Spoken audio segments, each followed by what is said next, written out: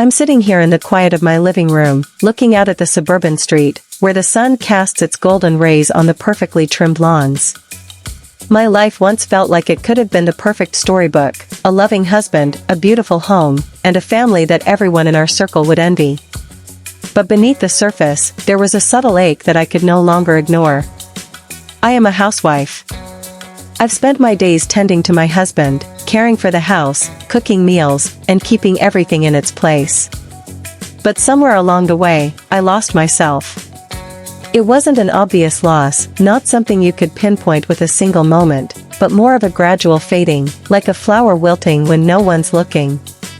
I've always believed in keeping up appearances, always been the dutiful wife. But in the moments of quiet, when the house was still, I often found myself wondering if there was more to life than this. I tried to ignore it, kept myself busy with my responsibilities, but the emptiness lingered. I loved my husband, I did. He was successful, kind, and took care of everything that needed fixing in our lives. Yet, there was a piece missing. Something intangible that I could never put into words. One afternoon, a week ago, my husband, David, asked me to schedule a repair in the house. The lighting in the kitchen had been flickering, and we needed an electrician to come out. Little did I know that this seemingly trivial task would be the beginning of a chain of events that would change everything. His name was Jake. Jake, the estate electrician. He showed up at our door on a Wednesday afternoon, right on time, with his tool belt hanging low on his waist, a worn-out cap on his head, and a swagger in his step that immediately caught my attention. Jake wasn't the kind of man I usually paid attention to. He was rough around the edges, with sun-kissed skin from working outdoors and hands calloused from hard labor. His hair was dark, messy, and a bit unruly, his eyes sharp but warm, like he had seen things that most people wouldn't understand. He was younger than David, maybe in his late 20s, and his presence was like a spark in a room that had grown too dark. He was here to fix the lights in the kitchen. Simple enough. But as he stepped inside, something shifted in the air, something I couldn't quite place. He smiled at me when I greeted him, and it was the kind of smile that made my heart skip a beat. I wasn't used to feeling this way anymore. It was a strange combination of guilt and excitement, like a forbidden fruit dangling just out of reach. As Jake worked on the wiring, I found myself lingering nearby, trying to act casual. I made small talk, asking about his day, his work, his plans. He was easy to talk to, and with every word, I felt a growing pull between us. I couldn't deny it, there was something there, something unspoken, but loud enough for me to feel it vibrating in the air. His hands worked efficiently, his every move precise, but I noticed how his muscles flexed as he reached up to the ceiling, how his sleeves rolled up to reveal tattoos on his forearms, each one telling a story I longed to know. I couldn't help but steal glances at him, at the way he moved, at the way his presence seemed to fill the room. There was a certain confidence in him, an energy I hadn't felt in a long time, and it was impossible to ignore. "Everything looks good here," Jake said as he finished with the wiring and tested the lights. The glow from the newly fixed bulbs cast a soft light across the room, but it was Jake's smile that made everything brighter. "Thank you," I said, my voice a little quieter than I intended. I was aware of the awkward tension, yet I couldn't bring myself to break it. He looked at me, his gaze lingering a moment longer than necessary. "You're welcome," he replied, wiping his hands on a rag. Then, as if he sensed my discomfort, he added with a chuckle, "You know, I think I've fixed more than just the lights in here today." I froze for a moment. My heart raced, and for the briefest second, it felt like the world had stopped. He wasn't just talking about the lights. It was subtle, but I knew what he meant. The words hung between us, charged with an unspoken invitation, yet there was a boundary neither of us dared to cross. I laughed nervously, but the sound felt forced. Jake didn't seem fazed. He gathered his tools and made his way to the door.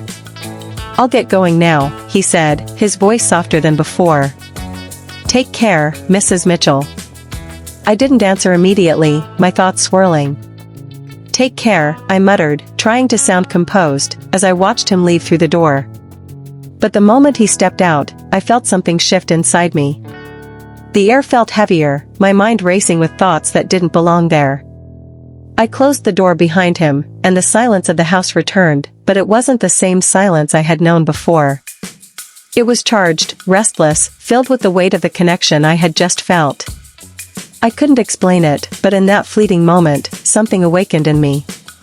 It was a feeling I hadn't experienced in years, and it made me question everything I thought I knew about myself.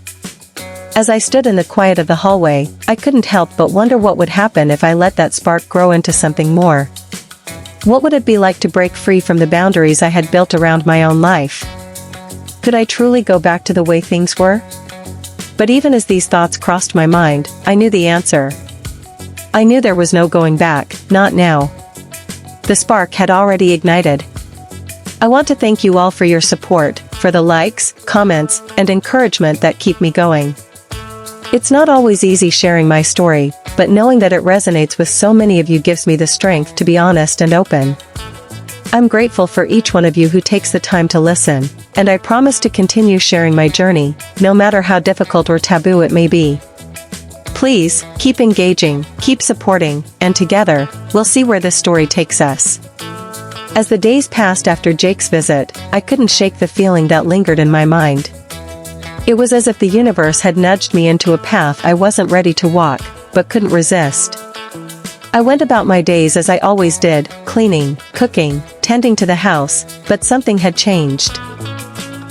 My thoughts often drifted to Jake, to his smile, to the way he'd looked at me with that glint in his eyes, and the way his presence seemed to fill the space between us with an electric charge. I didn't want to admit it, but I felt something that I hadn't felt in years, desire. And it terrified me. David, my husband, was no different. He was still working long hours at the office, doing what he always did, providing, securing our future. And, for the most part, I was content. Or at least, that's what I kept telling myself. But the quiet moments, the spaces where no one was around, became louder with the thoughts I had to push away. The thoughts of Jake. I tried to keep myself distracted, throwing myself into my duties as a housewife, but it was hard. I knew that every time I passed the kitchen, every time I turned on the lights that Jake had fixed, there was a reminder of him, of the unspoken connection we had shared. I couldn't stop thinking about him. His rough hands, his broad shoulders, the way he smelled like fresh air and sweat, a contrast to the sterile environment I lived in with David. Then, as fate would have it, Jake called me again. The lights in the garage were flickering, and he needed to come back to fix them. The moment I heard his voice on the phone, my stomach did a flip. I should have said no, I should have told him I didn't need any more repairs. But I didn't. Mrs. Mitchell, his voice crackled through the receiver, smooth and confident, I'm going to need to come by to fix those lights. You still want me to handle it? I hesitated, trying to calm my racing thoughts. Yes, of course, I said, almost too quickly. Come whenever you're free. I could hear the faint chuckle in his voice. I'll be there in an hour. When I hung up, I realized just how much I was anticipating his arrival. I couldn't deny it. It wasn't just the repair I was looking forward to, it was him. The hour passed quickly, and before I knew it, there was a knock on the door. I stood frozen for a moment, my pulse quickening, as if I had been caught doing something wrong. But I opened the door and there he was, standing in front of me, his tool belt slung low on his hips, his eyes locking with mine in that familiar, unreadable way. Hey, Mrs. Mitchell, Jake said, his voice easy, but there was an intensity in his eyes that made my heart race. Ready to get those lights fixed? I nodded, feeling a little breathless, and stepped aside to let him in. Come on in. As Jake walked past me, his shoulder brushed against mine, and I could feel the heat of his body radiating. It was a simple thing, a small touch, but it made my skin tingle. I quickly closed the door behind him, and suddenly, the room felt too small, too charged. He got to work immediately, moving around the garage with ease, fixing the lights with the expertise of someone who knew their craft inside and out. But I couldn't focus on the lights. I was too aware of him, of the way his body moved, the way his presence seemed to fill every corner of the space. I watched him without meaning to, feeling a pull I couldn't explain. He noticed me watching him after a while, his gaze flicking up from the light fixture, a knowing smile tugging at the corner of his lips. "You know, Mrs. Mitchell," he said, his voice low, "I've been thinking about you." My heart skipped a beat, and I immediately turned away, pretending to busy myself with something else. But I couldn't stop the flush creeping up my neck. I could feel his eyes on me, the weight of them like a touch, and it made my stomach flip. I don't know what you mean," I stammered, but my voice was barely a whisper. I didn't want to admit it, but the way he looked at me made my body ache with a longing I couldn't control. Jake took a step closer, his presence enveloping me. "You're a beautiful woman, Mrs. Mitchell," he said, his voice now only a breath away. "It's hard not to notice." I swallowed hard, my mouth dry. I wanted to step back, to put some distance between us, but I didn't. Instead, I stood there, my pulse racing, my body betraying me. The tension in the air was palpable, like we were both caught in something neither of us could escape. For a moment, it felt like time stopped. The world outside the garage, the life I had built with David, seemed so far away, like it no longer existed. All that mattered in that instant was Jake, and the undeniable chemistry between us. He reached out, as if without thinking, his hand brushing against mine. The touch was brief, but it sent a shock through me, like a current of electricity running through my veins. I stared at him, my heart pounding in my chest, and I could see the desire flickering in his eyes. It mirrored my own feelings, the ones I had tried so hard to suppress. I should have stepped away. I should have stopped this right here, right now. But I didn't. I started to speak, but the words died in my throat as he stepped even closer, closing the gap between us. "Don't say anything," Jake whispered. "You don't have to." "I know." And then, without warning, he leaned in, his lips capturing mine in a kiss that felt like it was years in the making. It was slow, tentative at first, as if we were both unsure, but then it deepened, and everything else faded away.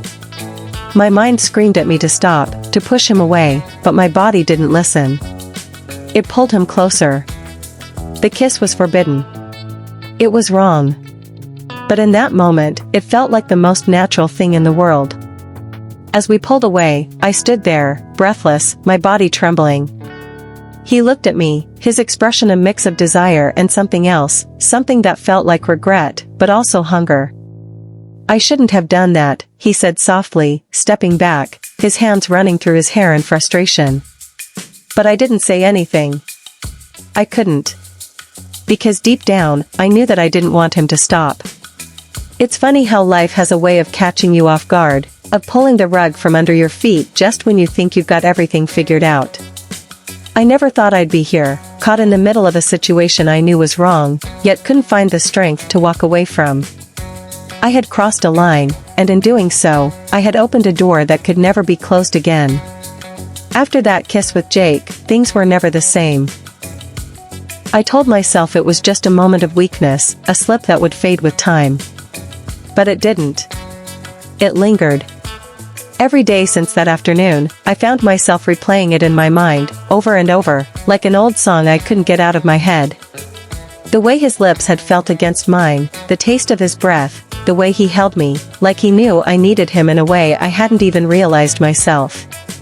David, my husband, had noticed the change. He always did. He wasn't one to ignore things for long.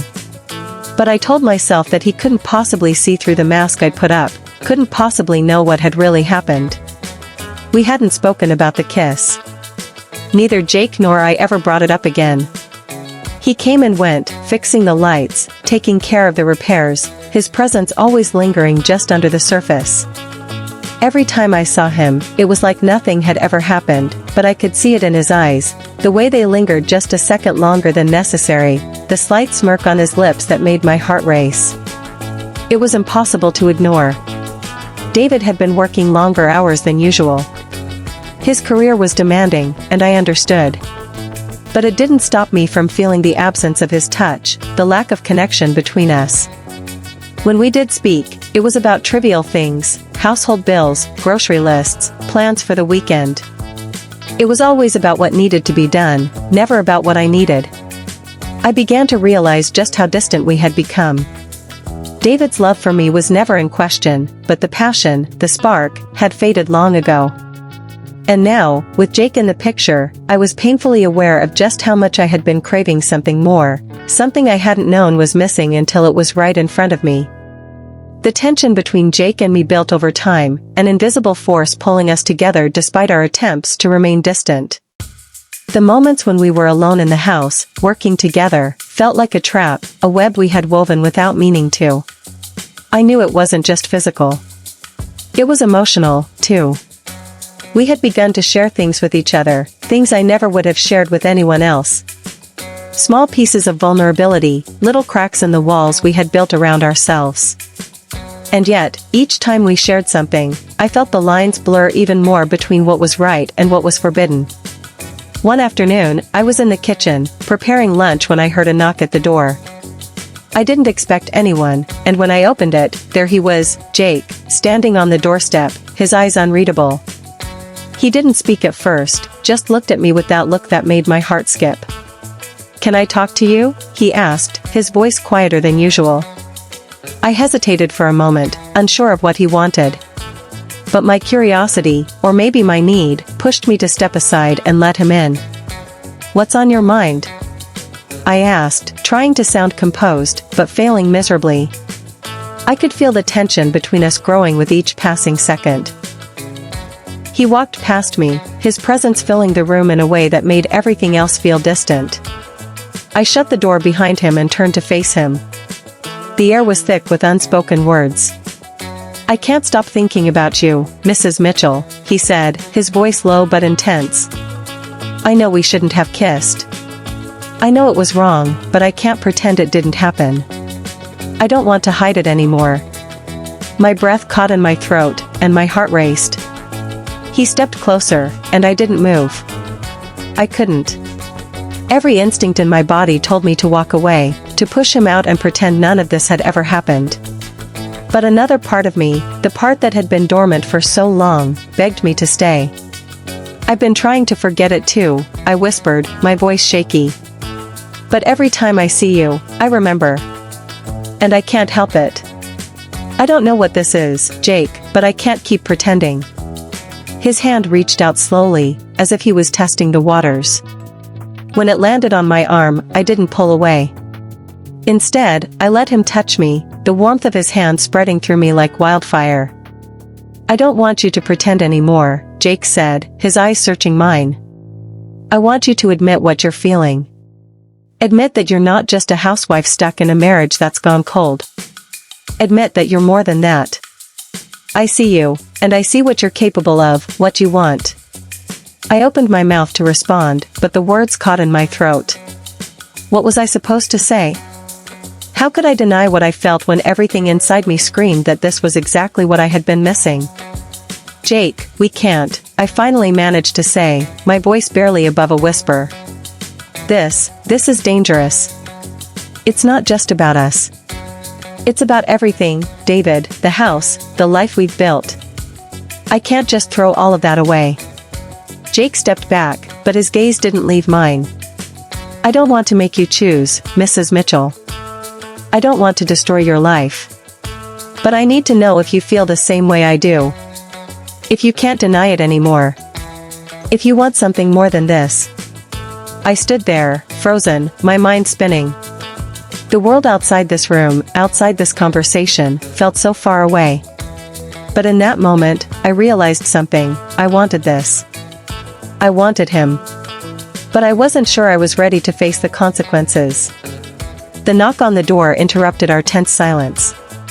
My heart dropped as I rushed to open it, and there he was, David, home early from work. "Hey, babe," he said, his voice cheerful. But when his eyes landed on Jake, the warmth quickly faded.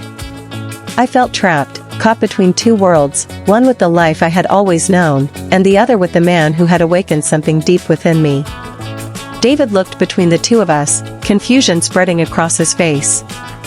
I could feel the weight of the situation, the unspoken truth hanging in the air. and for the first time I wasn't sure what would happen next.